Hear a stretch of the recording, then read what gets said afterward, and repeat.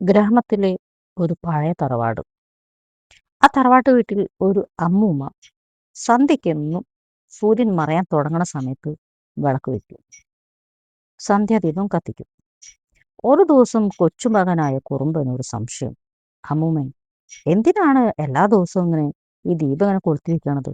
നമ്മുടെ വീട്ടിൽ നിറച്ച് ലൈറ്റ് ഉണ്ടല്ലോ. പിന്നെ അമ്മൂമ്മയ്ക്ക് എന്താ കണ്ണ് കാണാനില്ലേ? ഈ ദീപം എന്തിനാ ഇങ്ങനെ കത്തിച്ചു വെക്കണമെന്ന് ചോദിച്ചു. അമ്മു അമ്മൂമ്മയ്ക്ക് എന്താ വട്ടാണോ? സുഖല്ലേ അമ്മൂമ്മയ്ക്ക് എന്നൊക്കെയുള്ള കുറുമ്പ് ഉള്ള ചില ചോദ്യങ്ങൾ അവന്റെ വായിൽ നിന്ന് വന്നു.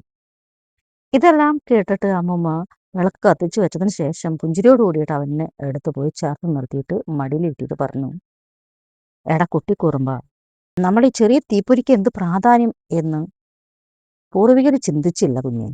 കാരണം സന്ധ്യ എന്നത് പകലും രാത്രിയും തമ്മിലുള്ള കവാടമാണ്. ആ സമയത്ത് മനുഷ്യന്റെ മനസ്സെല്ലാം ദുർബലമാവും കുഞ്ഞെ. ക്ഷീണം വരും, ഭയം വരും, വിഷാദം വരും. ഇവയെല്ലാം മനസ്സിലേക്ക് എളുപ്പം ഓടിക്കടക്കും. അപ്പോൾ വീടിനുള്ളിലെ ഒരു ദീപം തെളിയിക്കുന്നത് വെറും വെളിച്ചത്തിനല്ല കുഞ്ഞെ എന്ന് പറഞ്ഞ് മനസ്സിലാക്കി കൊടുക്കും. മനസ്സിനുള്ളിലെ ഇരുട്ട് മാറാനാണ് എന്നും കൂടി ചേർത്തു അതിൻ്റെ കൂടെ. എല്ലാവരും മനസ്സിനുള്ളിലെ ഇരുട്ട് ബാധിക്കുക സന്ധ്യാസമയത്താണ്. അവിടെ പലവിധ അനർത്ഥങ്ങളും വരാനുള്ള സാധ്യത കൂടുതലാണ്. അതുകൊണ്ട് ദീപം അഗ്നിയായിട്ട് കൊളുത്തുമ്പോൾ ഒരു ശുദ്ധീകരണം നടക്കുകയാണ് കുട്ടാ. വീട്ടിലുള്ള സകല നെഗറ്റീവ് ചിന്തകളും കലഹങ്ങളും നെഗറ്റീവ് എനർജികളെല്ലാം ദഹിപ്പിക്കുന്ന പ്രതീകമാണ് അഗ്നി. അതുകൊണ്ടെല്ലാം പഴയവർ എന്നും സന്ധ്യയ്ക്ക് ദീപം തെളിക്കും. സന്ധ്യാസമയത്ത് ചാണകം വെള്ളം തെളിക്കും. മുറ്റടിച്ചതിന് ശേഷം ചാണകം മെഴുകും. അന്നൊക്കെ ഓലവീടായിരുന്നു കുഞ്ഞെ. ചാണകം മെഴുകിയ തറയായിരുന്നു. ആ വീട്ടിലെല്ലാം നല്ല സമൃദ്ധിയും ഐശ്വര്യവും ഉണ്ടായിരുന്നു. ധാരാളം സമ്പത്ത് ഉണ്ടായിരുന്നില്ലെങ്കിലും മനസമാധാനവും ശാന്തിയും ഉണ്ടായിരുന്നു. അമ്മൂമ്മ കുഞ്ഞിനായിട്ട് നടുമുറ്റത്തേക്ക് ഇറങ്ങി. ആ തുളസിത്തറയുടെ മുമ്പിൽ കൊണ്ട് അവനെ നിർത്തിയിട്ട് പറഞ്ഞു, ഈ തുളസിത്തറയും അതിൻ്റെ ഒരു പ്രതീകമാണ്. പണ്ടത്തെ വീട്ടിൽ വലിയ തറകളൊന്നും ഉണ്ടായിരുന്നില്ല. തുളസിത്തറകൾ നിറയെ തുളസി ചെടികൾ ഉണ്ടായിരുന്നു. പതിയെ കാറ്റ് വീശാൻ തുടങ്ങി. അമ്മൂമ്മയുടെ ദീപം ചെറിയതായിട്ട് അങ്ങനെ ആടിക്കളിക്കാൻ തുടങ്ങി.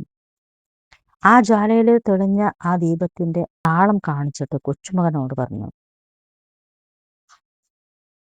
സന്ധ്യാദീപം തെളിയിക്കുന്ന വീട്ടിൽ ലക്ഷ്മി വരും കുട്ട. ഉടനടി കുട്ടിക്ക് വീണ്ടും സംശയമായി. അപ്പോൾ ദൈവം വരുമോ മുത്തശ്ശി എന്നും ഒരു ചോദ്യം ചോദിച്ചു. കൊച്ചുമകനെ ചിരിച്ചുകൊണ്ട് ചേർത്ത് നിർത്തിയിട്ട് പറഞ്ഞു, ദൈവം ഒരു രൂപത്തിൽ വന്ന് വാതിൽ തട്ടില്ല കണ്ണാ. പക്ഷെ ദീപം തെളിയിക്കുന്ന വീട്ടിൽ മനസ്സുകൾ ശാന്തമാകും, വാക്കുകൾ മൃദുലമാവും, കലഹം കുറയും. അതാണ് ദൈവത്തിന്റെ സാന്നിധ്യം. വീടിന്റെ യഥാർത്ഥ ഐശ്വര്യം അവിടെ തെളിയുന്ന വെളിച്ചം മാത്രമല്ല, സന്ധ്യയ്ക്ക് തെളിയുന്ന ദീപത്തോടൊപ്പം മനസ്സുകളിൽ തെളിയുന്ന സമാധാനമാണ്. സന്ധ്യാദീപത്തിന്റെ ജ്വാല ചെറുതാണ്, പക്ഷെ അതിന്റെ അർത്ഥം വളരെ വലുതാണ് കുട്ട. ഇത് പറയുന്നത് ഒറ്റ കാര്യം മാത്രമാണ്. ഇരുട്ട് എത്ര കഠിനമാണെങ്കിലും കടുത്തതാണെങ്കിലും ചെറിയൊരു വെളിച്ചം മാത്രം, ഒരു വെട്ടം മാത്രം മതി ആ ഇരുട്ടിനെ അകറ്റാൻ. കുഞ്ഞിനായിട്ട് മുറ്റത്തിറങ്ങിയ മുത്തശ്ശി ചുറ്റുപാടും വീക്ഷിച്ചു. കിളികൾ കരയുന്നു. സന്ധ്യാസമയത്ത് എല്ലാവരും ബഹളങ്ങളെല്ലാം ഒതുക്കി അവരവരുടെ വാസസ്ഥലത്തേക്ക് പോവാനുള്ള തയ്യാറെടുപ്പ് നടത്തുന്നു. അപ്പോൾ കുഞ്ഞിനോട് പറഞ്ഞു, ഈ ഒരു സമയം പകലിന്റെ അന്ത്യവും രാത്രിയുടെ ജനനവുമാണ്.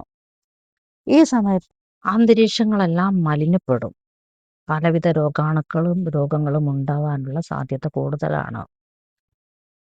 അതുമാത്രമല്ല, പൈശാചിക എനർജികൾ, പൈശാചിക ഊർജങ്ങൾ, പൈശാചിക ശക്തികളെല്ലാം വരാനുള്ള സാധ്യതയുള്ള സമയമാണ് സന്ധ്യാസമയം. ഈ സമയത്ത് അന്തരീക്ഷത്തിൽ ഉണ്ടാവുന്ന മാലിന്യത്തെ ദൂരീകരിക്കാനാണ് പൂർവികർ സന്ധ്യയ്ക്ക് നാമജപവും സന്ധ്യാവന്ദനവും ദീപം തെളിക്കലുമെല്ലാം ചെയ്തിരുന്നതും മുത്തശ്ശി പറഞ്ഞു നിർത്തി. നമ്മുടെ കൊച്ചു ബാല്യങ്ങൾ പരുവപ്പെടുന്നത് ഇത്തരം കഥകളിലൂടെയാണ്. അവർക്ക് ചെറിയ ചെറിയ വാക്കുകളായിരിക്കാം, അവരുടെ ഫ്രീക്വൻസി ശബ്ദമായിരിക്കാം അവർ ശ്രമിക്കുക. അപ്പോൾ നല്ല കാര്യങ്ങൾ അവരുടെ ചെവിയിലേക്ക് കൊടുക്കുമ്പോൾ അവരത് പാലിക്കാൻ തുടങ്ങും. അന്ന് മുതൽ അവൻ മുത്തശ്ശിയുടെ കൂടെ ദീപം തെളിയിക്കാൻ തുടങ്ങി. നന്ദി, നമസ്തേ. ഇത്തരം കഥകൾ ഇഷ്ടപ്പെടുമ്പോൾ നിങ്ങളൊന്ന് ഷെയർ ചെയ്യൂ. ഇത് നിങ്ങൾക്ക് വിലയേറിയ അറിവുകളാണെങ്കിൽ നിങ്ങളൊരു കമൻറ്റ് ചെയ്യൂ. അതുപോലെ നമ്മുടെ മലയാളികൾക്കൊരു മടിയാണ്. ഇത്തരം കഥകൾ കേൾക്കാനും താല്പര്യമില്ല, സമയവുമില്ല. ഒന്ന് സബ്സ്ക്രൈബ് ചെയ്യാനോ ലൈക്ക് ചെയ്യാനോ ഷെയർ ചെയ്യാനോ ഒട്ടും താല്പര്യമില്ല. പക്ഷേ നമ്മൾ വാർത്തെടുക്കുന്ന പുതുതലമുറയ്ക്ക് വേണ്ടിയിട്ടെങ്കിലും നിങ്ങൾ ഇത്തരം അറിവുകൾ ഷെയർ ചെയ്യൂ. എന്തിനായിരുന്നു സന്ധ്യയ്ക്ക് ദീപം തെളിയിച്ചിരുന്നത്? അവരുടെ മനസ്സിലെല്ലാം ചോദ്യം ഉണ്ടായിരിക്കും. എന്തിനാണ് നമ്മൾ നാമം ജപിച്ചിരുന്നത്? അവരുടെ മനസ്സിൽ ചോദ്യം ഉണ്ടായിരിക്കും. കുഞ്ഞു മനസ്സിന് എപ്പോഴും ഉത്തരങ്ങളാണ് ആവശ്യം. കൃത്യമായിട്ട് നമ്മൾ വീഴ്ച കൊടുക്കുന്ന ഉത്തരങ്ങളാണ് അവനെ വളർത്തിയെടുക്കുക.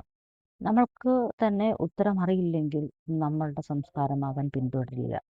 സന്ധ്യാസമയത്തുള്ള ദീപം തെളിക്കൽ, ഹൈന്ദവ ഭവനങ്ങളിലുള്ള എല്ലാം ദീപം തെളിക്കൽ എല്ലാം വെറും അന്ധവിശ്വാസമായിട്ടാണ് ഇന്നത്തെ തലമുറ എടുത്തുകൊണ്ടിരിക്കുന്നത്.